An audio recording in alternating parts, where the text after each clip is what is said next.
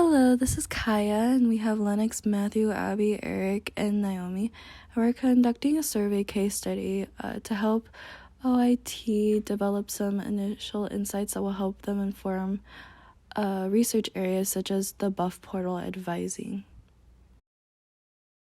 So the question that we decided to research was, how do students feel about the accessibility and interaction in the Buff portal in relation to advising? Moving on to our data collection process and our survey design, we designed a 9-question survey to track these constructs: frequency of use, user satisfaction, usage history, user experience, and characteristics including age and class rank. All right, going further into the data collection process, we only invited CU Boulder students to take the survey because, we kept the survey short so that participants would be more likely to complete it. We use a combination of multiple choice questions, scales, and open response questions to collect data from participants. For our recruitment methods, we used social media, like posting on stories with the link to the survey. We also sent the link to group chats of different school organizations and residence halls that we're in, and then we issued the survey to friends and roommates as well.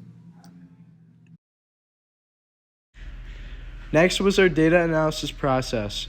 We came up with bivariate questions prior to launching the survey that ultimately led the way. We then launched the survey, got our responses, and then our team visited these questions again. We found how our data answered these bivariate questions, and from there, we were able to identify relationships between variables and begin working on our findings and visuals, plus implications to help our research question.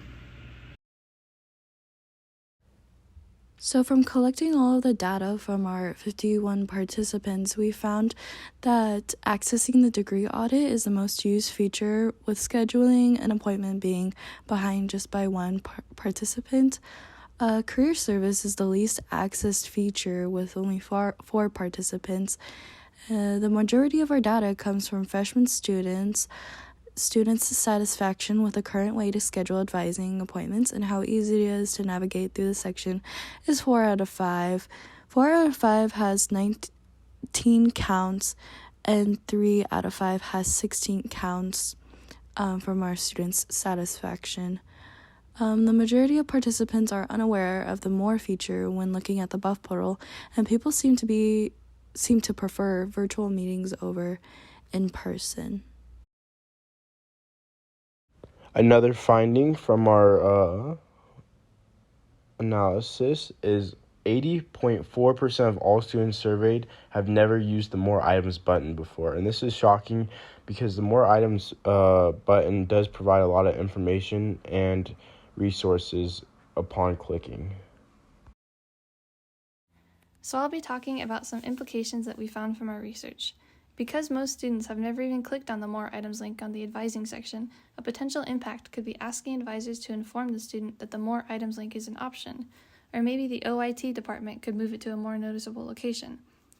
First impressions are everything, so it's important that freshmen, who were the group most represented in our survey, have a good experience using academic advising. If they have a bad first impression, they're way less likely to want to use the site as often.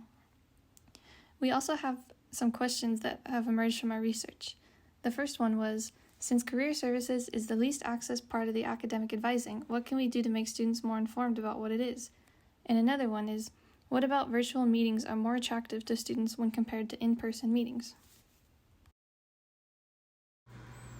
For potential directions for future work, we would be interested in getting a wider range of participants to complete our survey to see if there are more potential links to be made.